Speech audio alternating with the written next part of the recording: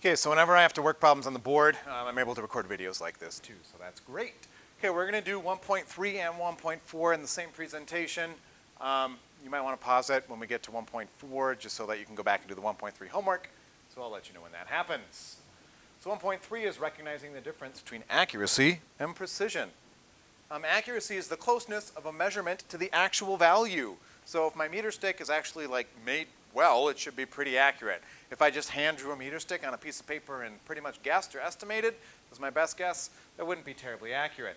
Precision is the reproducibility of a measurement. This is kind of how fine the markings are on the meter stick. So if I have a meter stick that was made, ours in class go down to a millimeter. So if you use that meter stick a bunch of times to measure the same thing, the reproducibility is pretty high. You're going to get the same value every time you use that meter stick on that thing.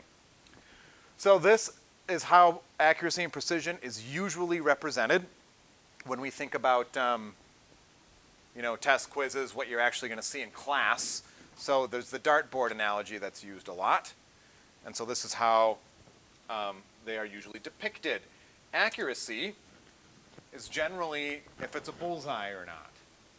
So if it lands in the bullseye, it is thought to be accurate.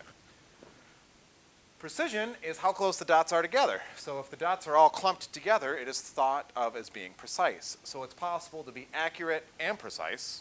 It's possible to be accurate but not precise.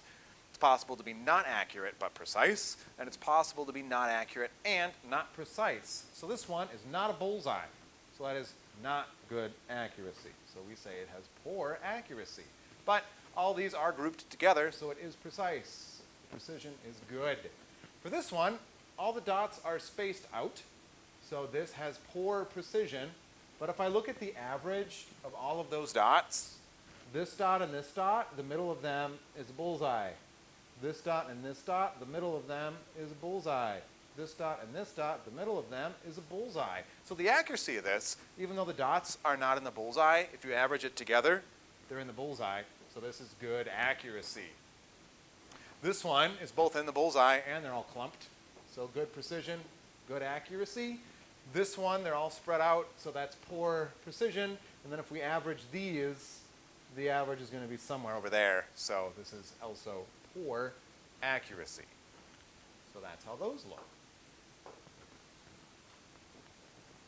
Okay, here's some more. So this one here, what do you think that is? Just go ahead and do your best guess. These have something in common. In this row, in this column, they have something in common. And in this column, they have something in common.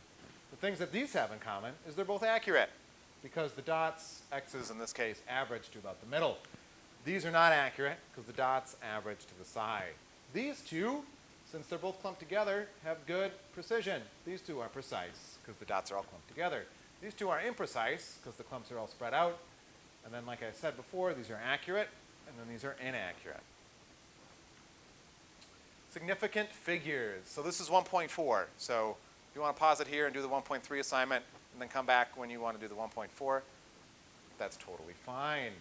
So when we measure things, you have to make up one digit past what's written on the measurement tool. So on this measurement tool, we have a 6 and a 7. But no tenths place is written on this measurement tool. So that means I have to estimate to the tenths place. So this one is 6. I would say that's definitely over half. So I would say if you said 6.6 or 6.7 or 6.8, those are all good estimates because I know that it's a little bit more than half, but it's definitely not 7. So those are pretty good. This measurement has two significant figures. The one that's written on the tool and then the one that I estimate.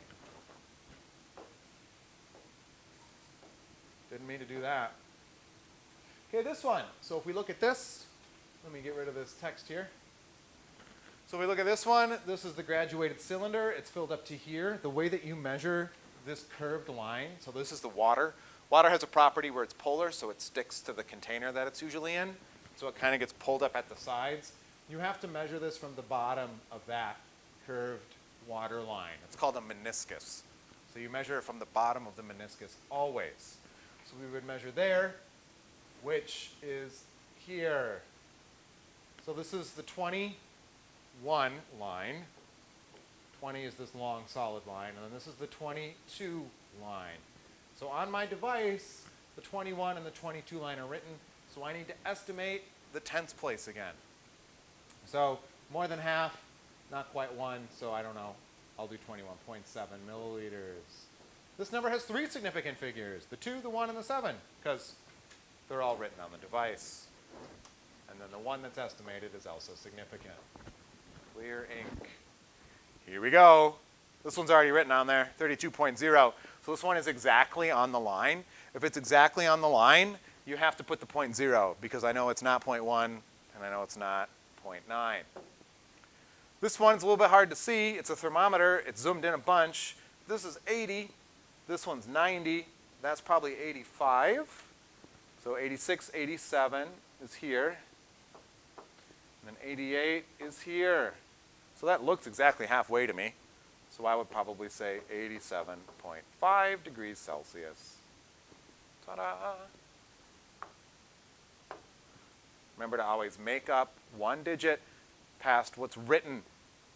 So here, these are obviously in centimeters. We're not ever going to use inches in this class. So on the device here, we have 2.1. This one is 2.2. That looks about halfway. So for the red line, the arrow, I would say 2.15. Announcements. That's great. Really nice when I'm recording videos. Anyway, this one you have to make up to the hundredths place because the tenths place has a line on the device, even though it's not actually written. Like there's no number here that says 2.1, but you know it's 2.1. So you have to estimate to the hundredths place in this case. All right, then we talk about how to tell how many significant figures you have. So this one has 3. 8¼ meters should be 8.2 or 8.3. Don't put fractions in there. Fractions are absolutes. When we're measuring things, we just measure using decimals, not fractions. I know that in English, when you're measuring, like in woodshop or something, you use eighths or sixteenths or 32nds of inches. We're not going to do that here. It's always going to be decimals. Decimals, decimals, decimals. Okay, I feel like we're starting to beat a dead horse here, but let's go ahead. So here's the block that we're measuring. We have 2 rulers. One is more precise than the other.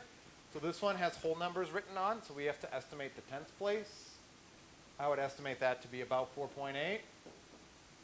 This one has tenths place written, so we have to estimate to the hundredths place. So if I draw this line straight down, it's about right in the half.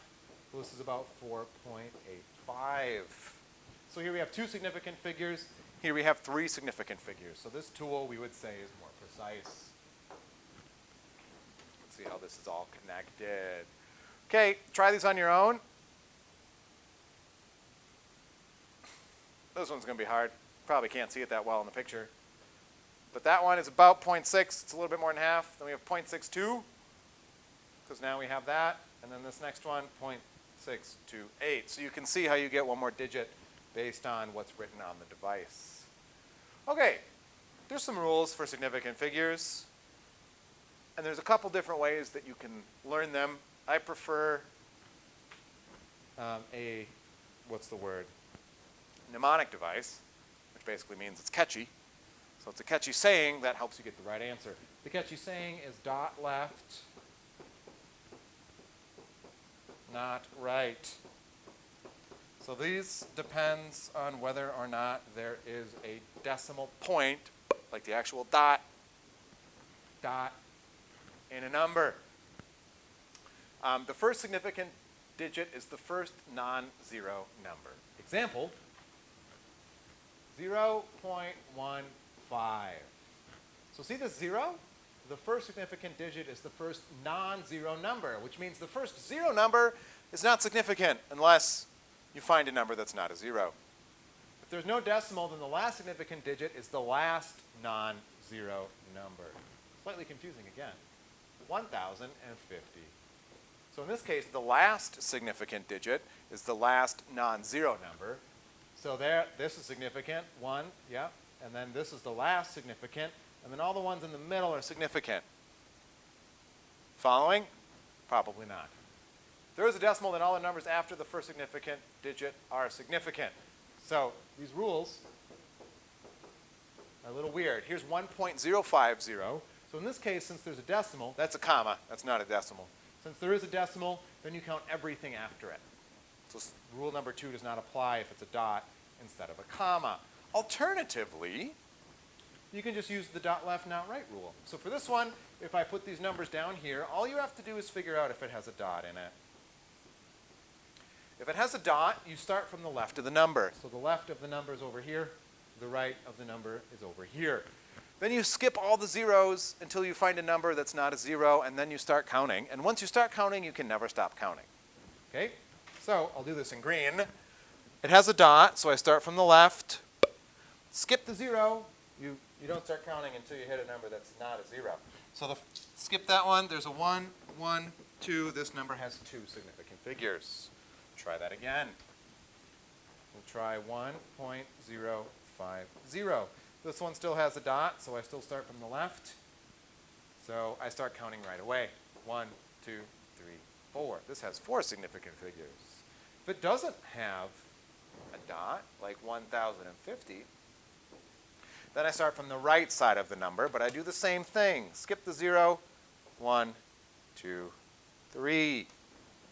Okay? You're probably still mildly confused. Let's do some practice. Hopefully that will clear it up. Okay, this first number, is there a dot? There is not a dot. So I start from the right, because it's dot left, not right. I should probably write that down.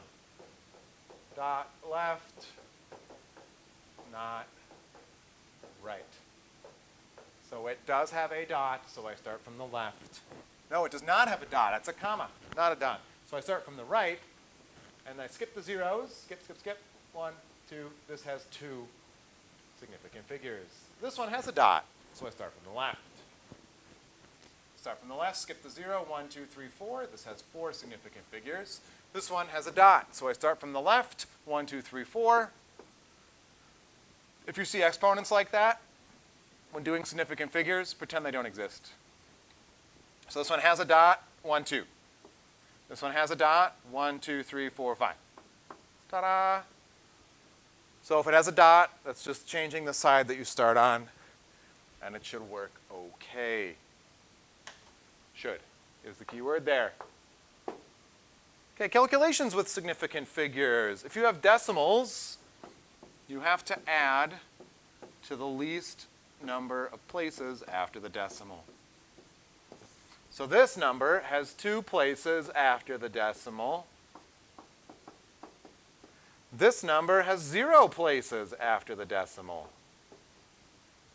So when I add these together, my final answer should have 0 places after the decimal. So, oops, did not mean to do that. That's fun. So 105 plus 17 is 122. I guess it's going to make me calibrate it now. This is the joy of the flipped classroom. All the technological troubles. 122. Okay? Great.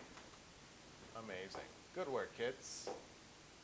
Multiplication and division, you use the least number of significant figures. So I'm going to need a calculator for this probably. But what did I have? I had 105.01 divided by 17. So this number, it has a dot, so I start from the left. 1, 2, 3, 4, 5. This has 5 significant figures. This number does not have a dot, so I start from the right. 1, 2. This has 2 significant figures. So when I put this in my calculator, I can only have 2 significant figures, which I will go grab my calculator. Okay, 105.01 divided by 17 is, I don't know if you can see this, a lot of numbers. So what you need to do is round that until you only have 2 significant figures.